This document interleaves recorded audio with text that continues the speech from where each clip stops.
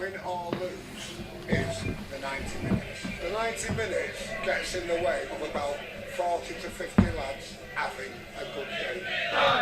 Come Man United, up and back! Jose's playing the way that United should. Oh. This is what football's about, isn't it?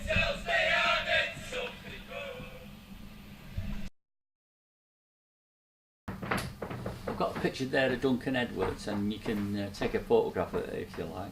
He was the greatest footballer of all time.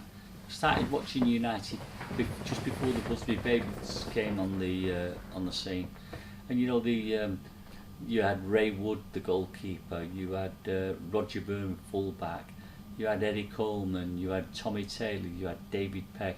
The greatest player I've ever seen in my life was Duncan Edwards.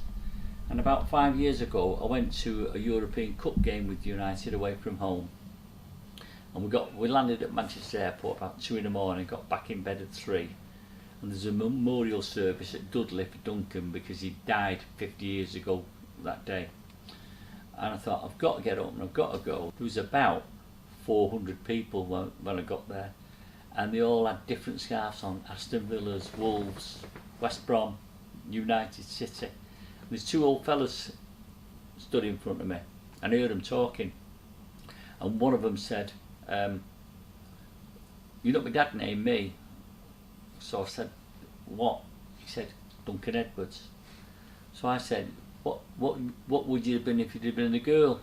He said, "Denise Violet." Now there's a player, one of the United forwards, one of the strikers, called Dennis Violet, so he said Denise Violet. But that's what those were true football fans. It was a brilliant atmosphere there. It was a bit of a cold day, and it was really, really nice to be there just to see Duncan. 3, possibly 4 years ago, we got Cambridge in the cup, 3rd round FA Cup on I think it was a Monday night, and basically some of the lads on social media just said to fancy getting a coach together, so we got a coach together.